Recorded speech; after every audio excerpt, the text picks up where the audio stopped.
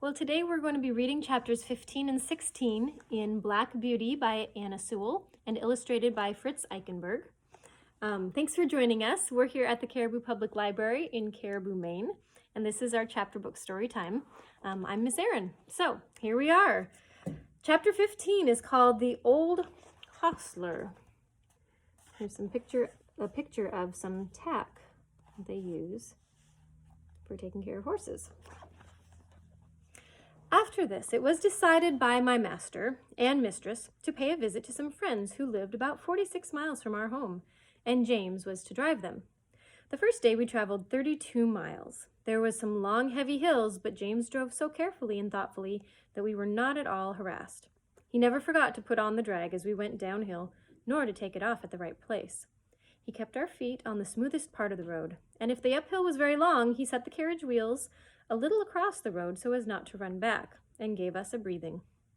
All these things help a horse very much, particularly if he gets kind words into the bargain. We stopped once or twice on the road, and just as the sun was going down, we reached the town where we were to spend the night. We stopped at the principal hotel, which was in the marketplace. It was a very large one. We drove under an archway into a long yard, at the further end of which were the stables and coach houses. 2 hostlers came to take us out. The head hostler was a pleasant, active little man with a crooked leg and a yellow striped waistcoat. I never saw a man unbuckle harnesses so quickly as he did. With a pat and a good word, he led me to a long stable with 6 or 8 stalls in it and 2 or 3 horses. The other man brought Ginger. James stood by while we were rubbed down. I never was cleaned so lightly and quickly as by that little old man. When he had done, James stepped up and felt me over, as if he thought I could not be thoroughly done, but he found my coat as clean and smooth as silk. "Well," he said, "thought I was pretty quick, and our John quicker still, but you do beat all I ever saw for being quick and thorough at the same time." "Practice makes perfect," said the crooked little hostler, "and 'twould be a pity if it didn't. 40 years' practice and not perfect. Ha, ha, but that would be a pity. And as to be quick, why, bless you, that is only a matter of habit. If you get into the habit of being quick, it's just as easy as being slow. Easier, I should say. In fact, I don't agree with my health to be hulking about over a job twice as long as it need to take. Bless you, I couldn't whistle if I crawled over my work as some folks do. You see, I've been about horses ever since I was 12 years old, in hunting stables and racing stables, and being small, you see, I was jockey for several years. But at the Goodwood, you see, the turf was very slippery. My poor larkspur got a fall. I broke my knee, and of course, I was of no use there any more. But I could not live without horses. Of course I couldn't, so I took to the hotels. And I can tell ye, it's a downright pleasure to handle an animal like this. Well-bred, well-mannered, well cared for, bless ye. I can tell how a horse is treated. Give me the handling of a horse for 20 minutes, and I'll tell you what sort of a groom he has. Look at this one, pleasant, quiet, turns about just as you want him, holds up his feet to be cleaned out, or anything else you please to wish. Then you find another, fidgety, fretty, won't move the right way, or starts across the stall, tosses up his head as soon as you come near him, lays his ears and seems afraid of you, or else squares about you with his heels. Poor things, I know what sort of treatment they've had. If they're timid, it makes them start or shy, and if they're high-mettled, it makes them vicious or dangerous. Their tempers are mostly made when they are young. Bless you, they are like children. Train 'em up in the way they should go, as the good book says. When they are old, they will not depart from it. If they have a chance, that is." Here's a picture of the hostler.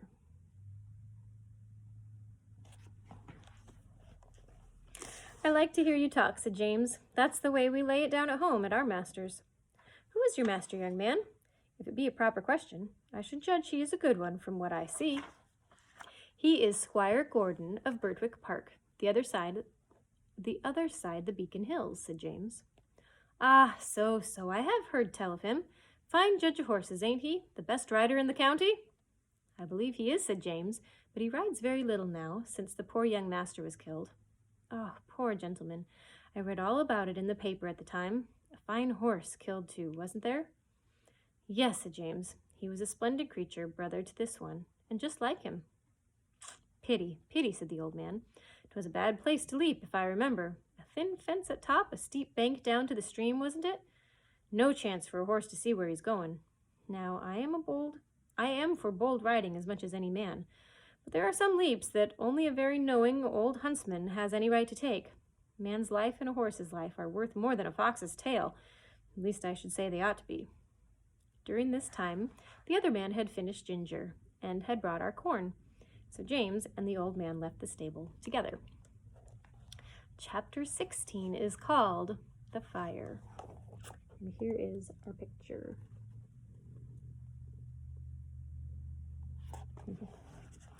Later on in the evening, a traveler's horse was brought in by the second hostler, and while he was cleaning him, a young man with a pipe in his mouth lounged into the stable to gossip. "I say, traveler," said the hostler, "just run up this ladder to the loft and put some hay down into this horse's rack, will you? Only lay down your pipe." "All right," said the other, and went up through the trap door. I heard him step across the floor overhead and put down the hay. James came in to look at us, the last thing, and then the door was locked. I cannot say how long I had slept, nor what time in the night it was, but I woke up very uncomfortable, though I hardly knew why. I got up. The air seemed all thick and choking. I heard Ginger coughing, and one of the other horses moved about restlessly. It was quite dark, and I could see nothing, but the stable was full of smoke, and I hardly knew how to breathe. The trap door had been left open, and I thought that was the place it came through. I listened and heard a soft rushing sort of noise, a low crackling and snapping. I did not know what it was, but there was something in the sound so strange that it made me tremble all over. The other horses were now all awake. Some were pulling at their halters, and others were stamping. At last I heard steps outside, and the hostler who had put up the traveler's horse burst into the stable with a lantern and began to untie the horses and try to lead them out. But he seemed in such a hurry and so frightened himself that he frightened me still more. The first horse would not go with him. He tried the second and third. They too would not stir. He came to me next and tried to drag me out of the stall by force. Of course, there was no use. He tried us all by turns and then left the stable. No doubt we were very foolish, but danger seemed to be all around, and there was nobody we knew to trust in, and all was strange and uncertain. The fresh air that had come in through the open door made it easier to breathe, but the rushing sound overhead grew louder, and as I looked upward through the bars of my empty rack, I saw a red light flickering on the wall. Then I heard a cry of "Fire!" outside, and the old hostler quietly and quickly came in. He got one horse out and went to another, but the flames were playing round the trap door, and the roaring overhead was dreadful. The next thing I heard was James's voice, quiet and cheery as it always was. "Come, my beauties, it's time for us to be off, so wake up and come along." I stood nearest the door, so he came to me first, patting me as he came in. "Come, Beauty, on with your bridle, my boy. We'll soon be out of this smother." And it was on in no time. Then he took the scarf off his neck, tied it lightly over my eyes, and patting and coaxing me, he led me out of the stable. Safe in the yard, he slipped the scarf off my eyes and shouted, "Here, somebody, take this horse while I go back for the other."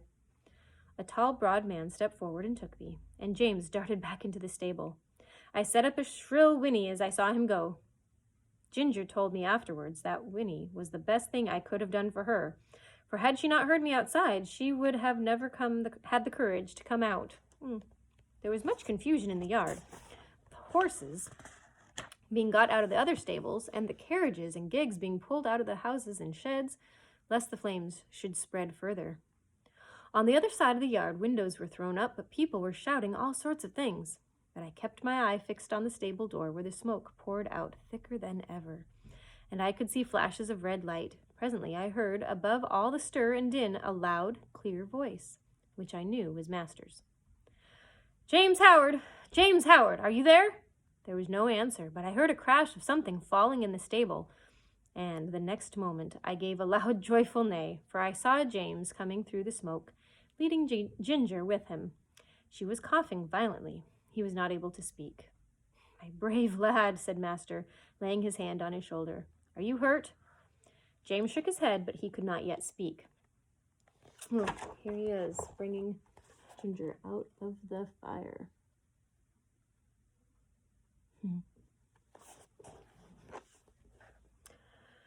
"Aye," said the big man who held me, "he is a brave lad, and no mistake." "And now," said Master, "when you have got your breath, James, we'll get out of this place as quickly as we can."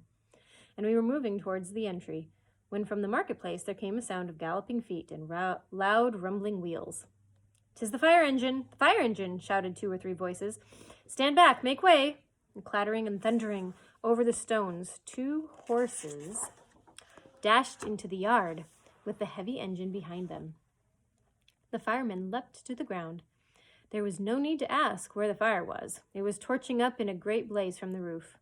We got out as fast as we could into the broad, quiet marketplace. The stars were shining, and except the noise behind us, all was still.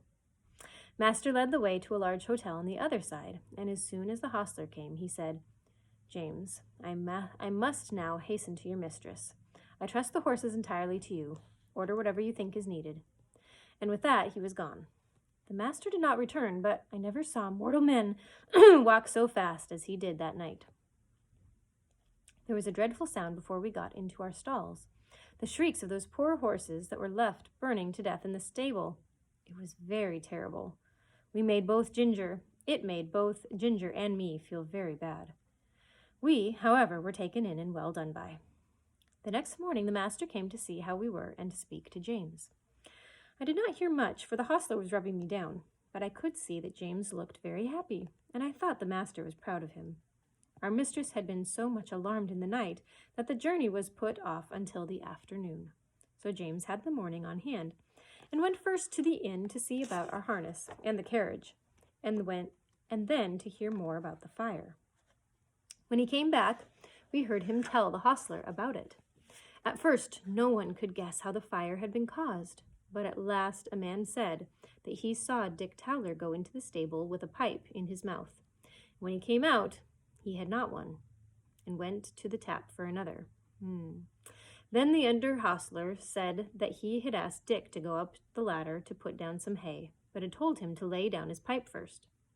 Dick denied taking the pipe with him, but no one believed him. I remember our John Manley's rule never to allow a pipe in the stable, and thought it ought to be the rule everywhere. James said the roof and floor had all fallen in, and that only the black walls were standing.